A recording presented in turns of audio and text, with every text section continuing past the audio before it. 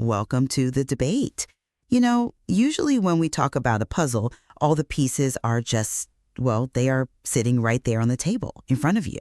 Right. You can see the corners, you can see the edges, and you just have to put them together. Yeah, it is completely transparent. I mean, you know exactly what picture you are trying to build. Exactly. But then you step into the world of money, and suddenly it feels like half the puzzle pieces are deliberately hidden from you. Oh, absolutely. You work hard, you get your paycheck, but every single time you go to the grocery store, the food costs more. Yeah, a lot more these days. Right? And the price of a house just keeps flying further and further out of reach. Your salary stays the exact same, but the cost of living just keeps climbing. It feels like you are running on a treadmill that someone else keeps speeding up. It is the absolute definition of an invisible trap, really. You can feel it in your bones that you are falling behind, but when you look around, you cannot easily see why it is happening or, who is controlling the speed of that treadmill. Exactly. And uncovering that invisible trap is the central question of our discussion today. We are exploring a fascinating economic concept called the Cantillon Effect. A very important concept. It is. Now, I want to establish right at the top that the core ideas, the framing, and, well, the entire conceptual design for today's debate come directly from a video titled Take the Flow Ahead. Right, by the creator Hot Hot Hut Hut. Yes. And what is so impressive about this is the design by Hot Hot Hut Hut. The creator personally produced and structured this video themselves to explain this exact hidden puzzle. It is entirely their idea and design, and we are going to use their brilliant framework as our guide today. It is a great framework. I mean, the idea from Hot Hut Hut really forces us to look closely at the actual literal mechanics of how money enters our world. Yes, the actual plumbing of it. Right, the plumbing. The fundamental concept of the Cantillon effect is that when new money is created, say, by a central bank, it does not just magically appear in everyone's pocket at the exact same moment. I wish it did. We all do. But no, it enters the economy at a very specific place, and then it spreads out slowly, step by step. And that step-by-step spread is exactly what brings us to our core disagreement today. Based on the arguments designed by Hot Hut Hut, I am taking the position that this system acts as an intentional wealth transfer. Intentional? Yes, intentional. It is a system designed so that the financial elites get the new money first, and they use that early access to grab up all the hard, valuable assets in the world, like real estate, land, and stocks. Okay, I see where you were going. So, by the time that money finally trickles down to the regular public, it only arrives in the form of higher prices. The public is trapped dealing with inflation while the elites keep all the permanent gains. Right, well, I look at those exact same mechanics, but I arrive at a very different conclusion. I completely agree that the Cantillon effect is real. And as you said, the creator, Hot Hut Hut, did a masterful job illustrating how that money flows. The flow is undeniable. It is. However, I argue that this flow is not some zero-sum trap designed to hurt the public. It is not a conspiracy. It is simply the unavoidable mechanical reality of how modern economies must operate. Mechanical reality. That is a nice way to phrase it. Well, it is true. Banks get the money first because their entire purpose is to lend it out. They lend it to build factories, fund new technology, create jobs, and eventually generate the very salaries that the public relies on to survive. I hear you on the theory of job creation. I really do. But if we dig into the mechanics, the actual how and why this happens, the reality looks much darker. Darker how? Let's look at the clear layout provided by Hot Hut in their video. When a central bank creates new money, they don't mail a check to a nurse or, a construction worker. No, they don't. Right. They create money by buying financial assets from big commercial banks. So overnight, these big banks are suddenly flush with billions of dollars in fresh, new cash. Correct. And they have to put that money to work. Exactly. But how do they put it to work? They do not lend it to someone with no money. They lend it to people who already have collateral. You mean the elites? Yes, the elites. Stuff like property or stocks that the bank can take if the loan goes bad. If you are a billionaire who already owns a skyscraper, the bank is thrilled to give you a massive loan at an incredibly low interest rate. Why? Because you have assets to back it up. Well, yeah, because you are a safe bet. That is just basic risk management. You make it sound like some comic book villain scheme. But if the villain scheme mathematically robs you of your purchasing power, does it matter if they wear a cape? Look at the result. You take that freshly printed money and what do? You invest it? You go buy another skyscraper, or you buy thousands of single-family homes, because the supply of real valuable things in the world is limited. So when the elites use this early access to buy assets, they bid the prices up into the stratosphere. Look, you are describing asset inflation, which is definitely a side effect of new money entering the system. I will give you that. It is not a side effect, it is the main event. Let me use an analogy here, just to keep it simple instead of throwing around fancy financial terms. Okay, let's hear it. Imagine an enormous, exclusive auction house. Okay, I am picturing the auction. The banks are running the auction. The elites, the billionaires, the massive corporations, they are sitting in the very front row. As soon as the auction starts, the banks hand the front row $1 million in chips and say, go ahead and bid. Right. So the front row starts buying up all the houses, all the gold, all the company shares. While the rest of the public is just, waiting outside? Worse, the public is sitting in the back rows, but they haven't been given their chips yet. They have to wait hours for the chips to slowly get passed back to them. Ah, I see. By the time the regular workers in the back row finally get their money, the front row has already bought every single item on the stage. Because they had the first mover advantage. Exactly. Now, if the back row wants a house, they have to buy it directly from the front row. But the front row has doubled the price. The newly created money just empowered the front row to grab the wealth, leaving the back row with nothing but a higher cost of living. The video personally made by Hot Hoot Hoot Hoot points exactly to this dynamic. Production. You are describing a world where the elites just trade monopoly houses back and forth to each other. But in the real world, the money flowing out of banks is not just buying existing assets, it is funding new production. Are they really producing, though, or just extracting wealth from the rest of us? They're doing both, sure, but you cannot just ignore the productive side. Let's stick with your billionaire who borrows money against a skyscraper. Okay. Often they don't just buy another empty building. They take that massive loan and they build a brand new apartment complex. Or a corporation takes a loan to build a massive solar panel factory. But the ownership still stays at the top. The workers don't own the factory. The ownership does stay at the top, yes, but think about what happens the exact moment they break ground on that factory. They spend money. Right. They have to buy steel, they have to buy concrete, they have to hire architects, electricians, and hundreds of factory workers. The money does not just sit in a vault. It physically moves into the economy through wages and material purchases. So you are saying the trickle-down works? I am saying the business owner had the advantage of early access, yes, but that early access is the engine that creates the jobs the public needs.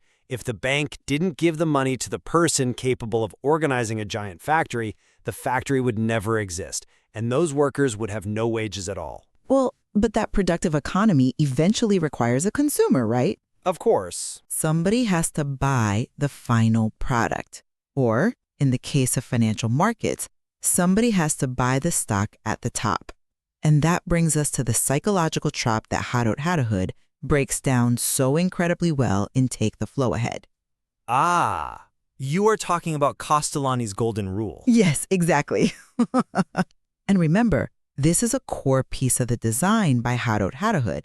The rule states, when the public knows, it's already accomplished. Right. This is where the trap just snaps shut on the average person. We talked about how the elites buy the assets early, but how do they actually turn a profit? They sell. Right. If a billionaire buys a stock at $10 and it goes up to $100, that is just a number on a screen. To actually get rich, to buy a yacht, they have to sell it. They need someone to buy it from them at $100. They need a buyer to realize the gain. That is just how markets work. And in finance, there is a very specific, honestly somewhat cruel term for this buyer. They are called exit liquidity. That is a harsh term. Yeah. It means the rich need a liquid pool of cash from regular people so they can exit their investments safely. So what happens? The media starts hyping up the asset. Everyone is talking about it on the news. The hype cycle. Exactly. The public finally feels safe enough to jump in. The regular person takes their hard-earned savings and buys the stock at $100. And at that exact moment, the smart money, the elites who got in early, they sell. They take their profits? They leave the building with massive profits, and the public is left holding the bag, just as the price crashes down. Look, I understand the mechanics of what you are describing. That certainly happens in speculative bubbles, like with trendy tech stocks. It happens all the time. But you are framing it as a rigged monetary design, like it is a conspiracy of the banking system. I argue that Castellani's golden rule is not about a rigged money printer at all. Then what is it about? It is about basic human psychology and risk. How can you separate the psychology from the mathematical fact that the money hits the rich first? Because the public often chooses their place in line based on their own tolerance for risk. Think about a new, unproven technology. Let's say an electric car company 10 years ago. Okay. When it first starts in a garage, it is incredibly risky. The smart money elites might invest millions when the company could easily go to zero. Because they can afford to lose it. The elites can lose $1 million and still eat dinner. That is true, they have a safety net, but they still take on massive risk. The general public usually does not want to take that kind of risk with their retirement savings. Because they can't. Exactly. The public wants certainty. They want safety, so the public waits. They wait until the company is famous, until it has factories everywhere, until it feels like a sure thing. And by then, it is too late. Right, because safety is expensive. By the time an investment is completely safe and everyone knows about it, the price is already sky high. The public buys late because they waited for certainty, not because a shadowy group of central bankers intentionally locked them out. But hold on, let me finish. The idea from Hut rightly points out that the smart money leaves when the public arrives. I agree with that, but that is the natural cycle of risk and reward. It is not an evil design. But even if human psychology plays a role, you just cannot ignore the raw historical evidence. The design by Hotfoot brings this to light to prove this isn't just some natural cycle of risk. It is a systemic flaw that happens over and over and over again. You are talking about the history section of the video. Yes, I love how the video, which again was personally made by the creator, uses a brilliant historical precedent to show us this. Let's look back to France in the 1700s with John Law and Richard Cantillon. Ah, yes, the Mississippi Company bubble. I mean, it is one of the most famous financial disasters in history. And it is the ultimate proof of the creator's warning. Back then, the French government was heavily in debt. So a man named John Law set up a central bank and started printing paper money. Lots of paper money. Tons of it, just to pump up the shares of his Mississippi Company. The public got completely swept up in the hype. They traded all their gold and real wealth for this printed paper and these company shares, thinking they would get rich. It was a mania. I mean, everyone was trying to buy in. Everyone except Richard Cantillon, the very man the Cantillon Effect is named after. Right. Cantillon saw the underlying mechanics. He knew the paper money was being printed out of thin air and would eventually become worthless. So what did he do? He tracked the flow. He played it smart. Very smart. While John Law printed paper, Cantillon actually borrowed that paper money from the banks, and he immediately used it to buy hard assets. Things you can physically touch. Exactly. Real estate across Europe, solid businesses, things that hold their value regardless of what the currency does. The public, meanwhile, kept buying the hype and the paper shares. And we know how that ended. Oh, we do. When the music finally stopped, the bubble turned to dust. The paper money became completely worthless. It ruined the French economy for a generation. And who survived? The elites, like Cantillon, who had used the early paper money to grab the hard assets. They kept all their massive wealth. And the public? The regular people who trusted the system and bought the paper? They were left holding the bag. they were left with absolutely nothing. The design by Hot Hut brilliantly uses this history to show us that the mechanics have not changed in 300 years. That is a bold claim. But it's true. Today, our central banks print the digital paper. The elites borrow it to buy real estate and stocks. The public gets left holding the inflation. It is the exact same wealth transfer, just with modern technology. Okay, look, I will grant you that the historical connection made in the idea from Hot Hut is a brilliant piece of storytelling. It is more than a story. It is a blueprint. Well, it perfectly illustrates the extreme danger of unbacked money printing, yes.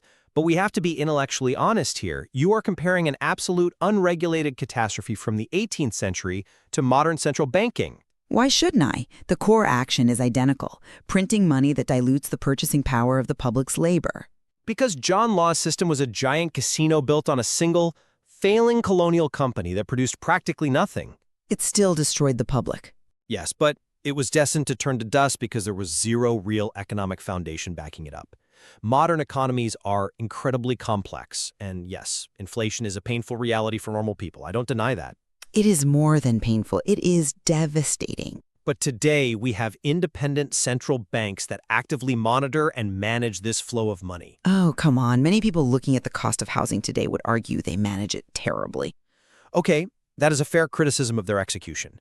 But their mandate is to manage the flow so the economy doesn't simply turn to dust like it did in France. But do they succeed? They have tools. When inflation gets too hot today, central banks have brakes. They stop printing money. They raise interest rates, which makes borrowing more expensive to cool the system down. John Law didn't have brakes. He just printed until the entire country exploded.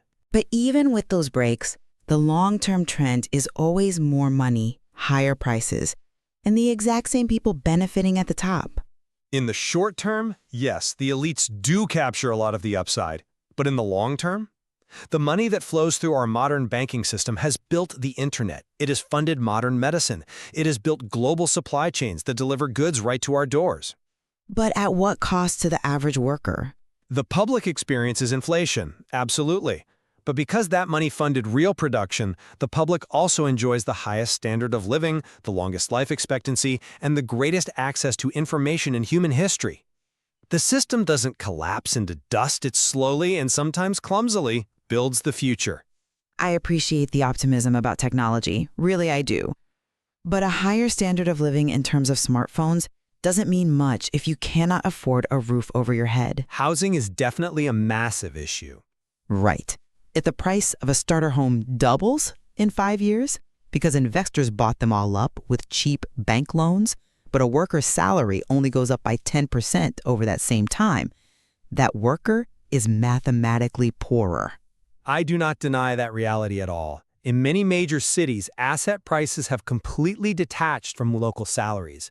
It is incredibly difficult for young people to build wealth right now. Which brings us directly back to the ultimate lesson from the design by Hot Hut. You have to understand this flow of money if you want to survive the current system. Survival is a strong word, but I agree education is key. If you just sit there, blindly trusting the system and saving your paper dollars in a regular bank account, you are acting exactly like the French public in the 1700s. Just waiting for the crash. Exactly. You are patiently holding the paper while the elites are aggressively holding the hard assets. So, considering all of these complex moving parts, how should we distill this for our listeners? Well, let me provide a clear summary of my perspective. According to the framework brilliantly laid out in the video personally made by the creator Hot Hut, you need to picture money traveling in a one-way street. Okay, a one-way street. It starts at the central bank printer, it moves to the big commercial banks, it is handed to the rich elites through low-interest loans, and finally, at the very end of the street, it reaches you. The public. But by the time it reaches your street corner, it only shows up as higher prices for groceries and rent. The system forces you to absorb the inflation while the early actors keep the profits. The only way to protect yourself is to wake up to this reality. Stop being the exit liquidity that buys at the top and learn to track the flow of money before it runs you over. That is a powerful warning. And my summary offers a different angle on those exact same mechanics. I deeply respect the creator's framework, and I agree that the flow of new money always starts at the banks. We agree on the plumbing. Yes, that is simply how the plumbing of a modern economy is constructed. However, my view is that this money does not just disappear into the pockets of the rich. It acts as an engine. An engine for production. Right. It funds the companies we work for, the technology we use, and the infrastructure of our daily lives. The public is not just a helpless victim waiting at the end of the street. We are active participants in a highly complex system that produces real value over time. We certainly look at the outcome differently. We do. But I will completely agree with you, and with the idea from Hut on one vital point. Which is? Where you stand in line for that new money fundamentally alters your financial destiny. Being aware of that line is critical. That is common ground we can definitely stand on. The creator, Hut, has done us a great service by highlighting this crucial economic reality with their original design. Absolutely. Whether you view the banking system as a helpful engine driving us forward or an intentional trap designed to extract your wealth, the mathematical reality remains exactly the same. If you do not understand how the money flows, you will be swept away by the current. I couldn't agree more. The best way to protect your future is to look at our financial structures from multiple perspectives. We have to question why things cost what they do, look behind the curtain of the banking system, and, understand these mechanics for ourselves. Spot on. There is so much more depth to explore in this material, and I highly encourage everyone listening to keep questioning the flow of money. Well said.